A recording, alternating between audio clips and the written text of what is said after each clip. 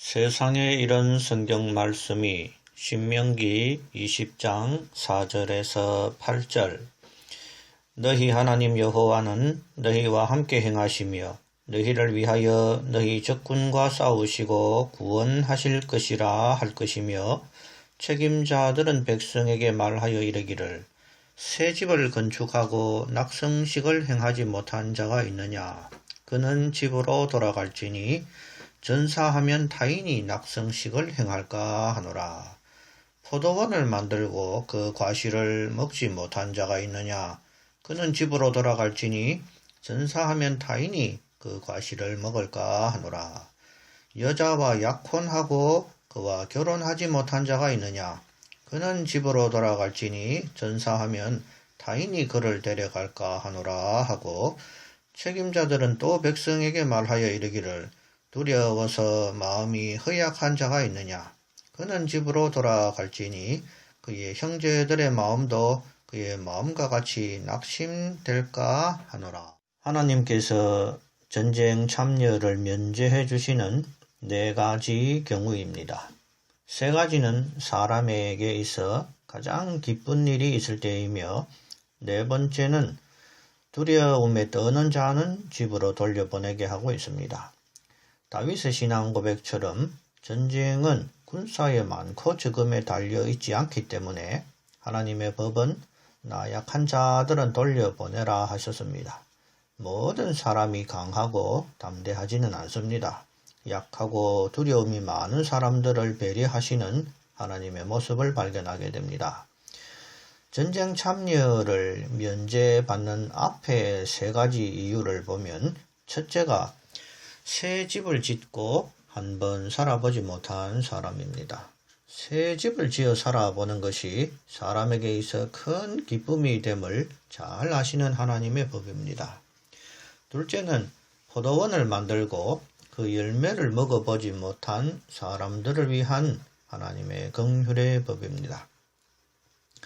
과실수를 재배할 때는 처음 3년의 열매는 할례 받지 못한 것이라 해서 다 따서 버립니다. 또 4년째의 열매는 모두 하나님께 드립니다. 그러므로 5년째가 되어서야 그 열매를 먹을 수 있는 사람의 수고와 노력을 무시하시는 하나님이 아니심을 깨닫게 됩니다. 3번째는 여자와 약혼을 하고 결혼을 못한 사람은 전쟁 면제를 시켜주고 있습니다. 결혼이라는 한 남자의 인생 최고의 소원을 존중하시는 하나님의 자비를 깨닫게 됩니다. 이처럼 하나님께서는 사람이 즐거워하는 일과 수고한 일들을 결코 무시하시지 않으시고 사람이 중요시하는 일들을 하나님께서도 매우 중시하고 있음을 깨닫게 됩니다. 하나님은 무자비하신 신이 아니라 인간의 감정적인 부분까지도 헤아리시는 하나님이심을 깨닫게 됩니다. 주의 자녀들이라면 아버지께 간곡히 바라는 것을 아뢰는 것은 지극히 당연한 일입니다. 부귀영화를 추구하며 탐심으로 기복 기도를 하는 것은 옳지 않으나 사람의 상식적인 관점에서 추구하고 소원하는 것들을 아버지께 부탁하고 아뢰는 것은 지극히 옳은 일인 것입니다. 예를 들어 우상숭배자들도 자식을 위해 빌지 않습니까? 주의 자녀들이 아버지 하나님께 아뢰지 않으면 어디에 고하겠습니까? 그러나 우상숭배자들의 비는 것과 주의 자녀들이 하나님께 아뢰는 것은 차이가 있음을 알아야 합니다. 우상숭배자들은 그냥 빕니다. 재물을 받았으니 이루어 달라는 식으로 그냥 빕니다. 그러나 주의 자녀들은 아버지께 비는 것이 아닙니다. 자녀가 아비에게 손이 발이 되도록 비는 것은 우스꽝스러운 일인 것입니다. 아버지 보시기에 흠이 없는 내용이라면 자녀의 위치에서 감사함으로 아뢰는 것이 바로 기도인 것입니다. 하나님은 심술보 신이 아닙니다. 나는 최선을 다했으나 하나님은 괜히 시련을 주시는 신이 아닙니다.